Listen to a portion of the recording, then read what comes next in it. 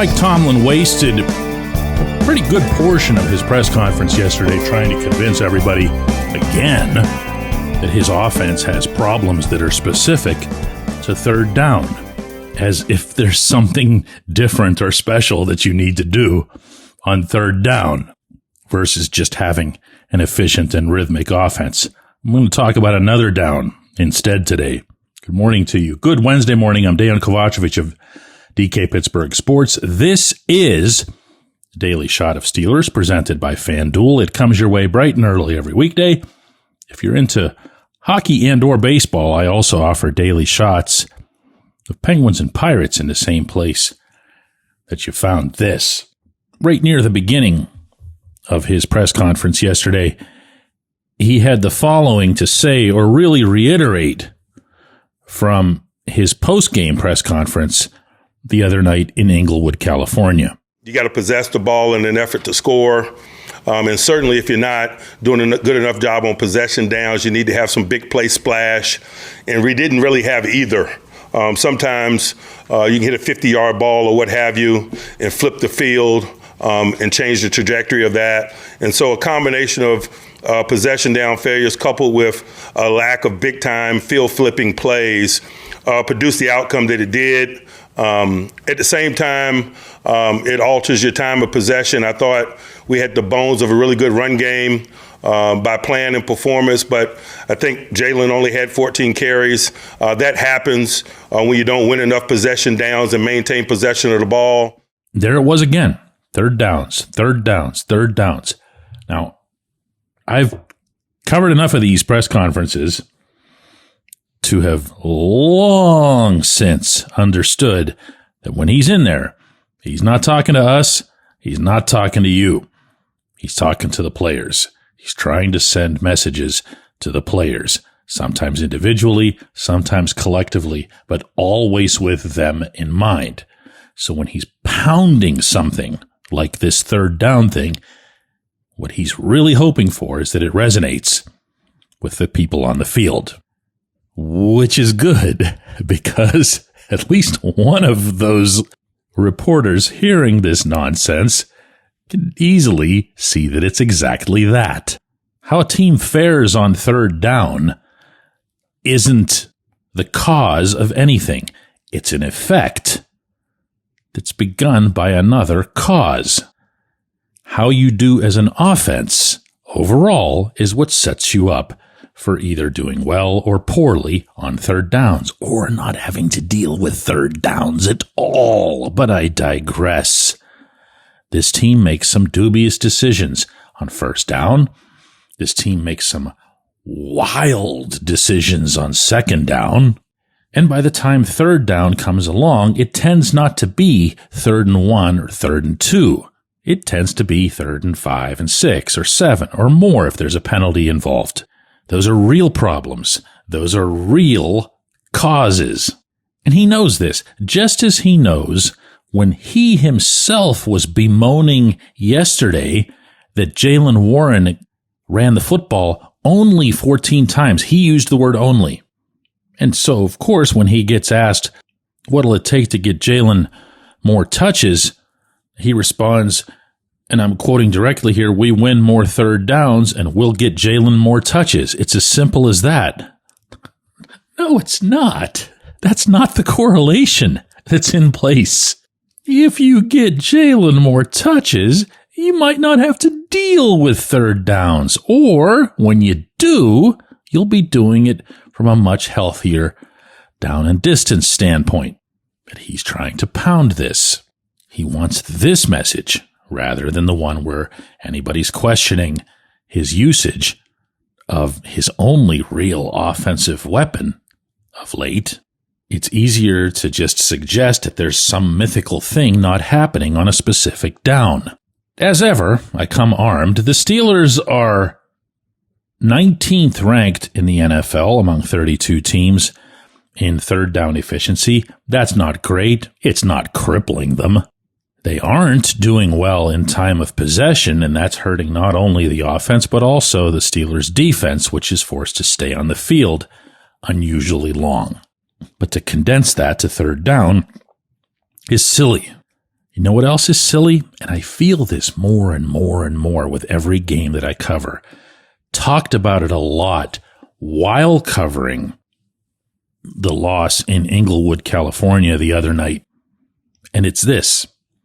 Why not go for it on fourth down more often? If you're not getting what you want out of 3 downs, you do have the option to try to apply a fourth. This head coach, less than any head coach in the league, tries to do that, even in the face of voluminous statistical evidence that punts are nothing more than giving the football away. The one thing that every head coach under the sun claims is their top priority. It's all about possession. It's all about turnovers and the takeaway game. And then every time things don't go well for you, regardless of where you are on the field, after 3 downs, it's, well, let's just give them the ball back. The Steelers have gone for it on fourth down 7 times. That's 25th in the NFL. They have converted on fourth downs out of those 7 attempts 3 times. That's dead last. And that, my friends, is a whole lot of forfeiture of that precious possession of the football that he is now citing as his big thing, but only on third downs. Earlier this season, in the loss to the Seahawks, Tomlin punted on 4th and 1 from inside Seattle territory. He explained afterward it was a 14-14 game. Neither offense was lighting it up at that juncture. We absorbed some attrition on defense, and so I wanted to protect that group and keep them, meaning the Seahawks, on the long field. Know it's another way to keep the Seahawks from scoring? That's right. Hold on to the football. Don't hand it back to them. He couldn't even fathom that. All he could process is that his offense isn't going to make it. And what are the bad things that result from his offense not being able to get him a single yard? He never apparently weighed what the plus would be, whether it's field positioning, whether it's consuming more clock, by going for it. In fact, while the rest of the NFL had pretty much mastered this whole tush-push thing, regardless of how you feel about it, Steelers were still trying to squeak out some semblance of it in practice. He had done it, you might recall, in the playoff game in Baltimore. He did it again in Dublin, Ireland, punting on a 4th and 1. It was actually like 4th and inches on the Minnesota side of the field with 1:25 left to go. And although I was actually on the sideline at that time and nowhere near an American TV broadcast, I was able to read upon getting home that Greg Olson, who'd been the color commentator that day, was screaming on the broadcast. It's a no-brainer. You get half a yard and the Vikings never possess the ball again. I don't get it. And don't take my word for it. Go look it up. It's an easy Google. Find out why punting is statistically a terrible idea, but doubly so in a couple of specific situations. One of them is 4th and short. The probability of success is high enough that you really should just go for it. Another one is late in the game. Why? Because you're losing clock. You're handing the other team control of the football game, which, you're doing this preemptively by just handing the ball. You're not even giving your guys a chance to go and get that yard or so, whatever. Look, and I'm not being a dope about this. If it's 4th and 7, 4th and 10 or whatever, you can bring the punter on. It's automatic. You don't even think about it.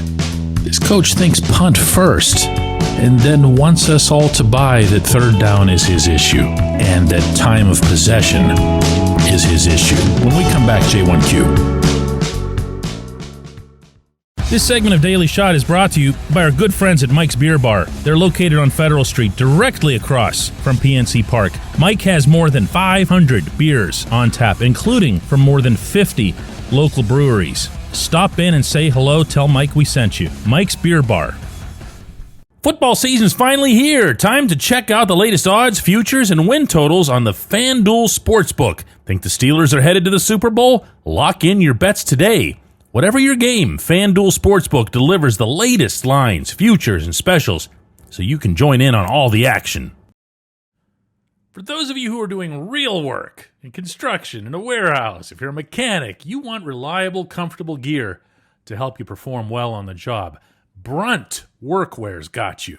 They've got waterproof boots, safety toe, soft toe, pull-on, lace-up, whatever you need. You can wear them to work, and if they're not right for you, send them back. I don't know of any other brand doing that. Brunt was tired of the workwear brands out there cutting corners. You work too hard to be stuck in uncomfortable boots that don't hold up. So they built something better. Boots that are insanely comfortable and built for any job site. For a limited time, our listeners get $10 off. Just head to bruntworkwear.com.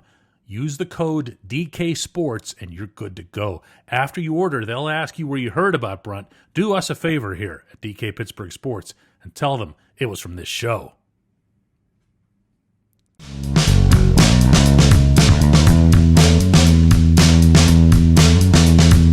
Today's J1Q comes from PK. A little unusual. He says, DK, what was your favorite play from this past game? Mine was James Pierre slamming down that Chargers player like it was WWE. I felt like Pierre somehow heard the collective groan from fans when he was put in at corner and then took it out on that LA player just to prove something. Great spirit.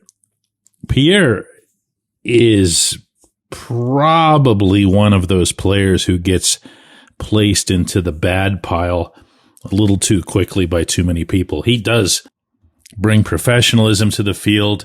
He's unquestionably adept at what he does, if not necessarily spectacular. And he is, I can tell you this firsthand, just a terrific teammate, the way he interacts with everyone else in the secondary. He drew, by the way, some unsolicited praise from Tomlin yesterday, and sure sounds like he's going to be a big part of whatever effort or extra effort gets made this weekend for the secondary to try to keep Jamar Chase and T. Higgins from utterly emasculating the franchise again, as happened out in Cincinnati. And my own favorite play was a different one. I absolutely loved the bullet that Aaron Rodgers fired at James Washington from about 12 yards away. There wasn't much of a window. It probably was more of a window than what it would have looked like on TV because the camera's showing you the play from the side, but we're looking from behind the quarterback, and you could see the 80 there. He's a big target. Rodgers had that window. Rodgers crushed that window. And my first and only thought in the amount of time that I would have had to form a thought while that ball was in the air is he's never going to catch that, meaning Darnell. There's just no way. It's thrown too hard. Darnell caught it like it was nothing. Really, really, really impressive. And in the moment, it offered some hope that, hey, the quarterback could still get it together again in terms of his accuracy, because as we can see, he's still got the arm. He can still let it rip. When you're talking about somebody getting old or becoming washed up or plunging off that figurative cliff, the first thing that you're going to see go on them are physical tools like strength, like arm strength. And it was a welcome development right then and there that he showed he sure does still have it. He just needs to get it together. More than anything, he needs to just get it down out of orbit. We've seen other quarterbacks do this. Ben Roethlisberger would have spates where he would throw really high, and you couldn't figure out what was going on. He'd see somebody right playing wide open, middle of the field, and just it would go way over their heads, and you'd be like, what the heck? But he'd figure it out, and after everything that Rodgers has been through in his career, I'm going to assume here pretty safely that he's going to figure it out as well. Appreciate the question. That was good stuff. I appreciate everybody listening to Daily Shot of Steelers. Don't forget we have a double shot of Steelers coming your way today at 4 p.m. Eastern. Hope you can check that out as well.